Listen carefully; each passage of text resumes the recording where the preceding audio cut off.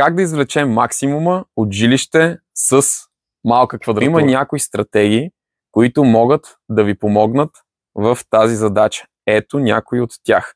Минимализъм. Премахнете ненужните вещи и поддържайте само онези, които са ви интересни, нужни и които носят радост. Минимализма ще помогне за поддържането на чистота и организираност. Разумно функционално разпределение.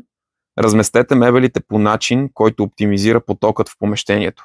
Изберете мебели с по-малки размери, които са в съотношение с пространството. Цветни акценти. Използвайте ярки цветови акценти в декорацията, като възглавници, завеси и картини, за да добавите интерес и индивидуалност, без да претоварвате пространството. С тези съвети може да направите вашето жилище много по-уютно и по-практично. Ще се радвам да ми оставите коментар колко квадратни метра е жилището, в което живеете в момента и дали сте използвали някои от съветите, които вече дадох.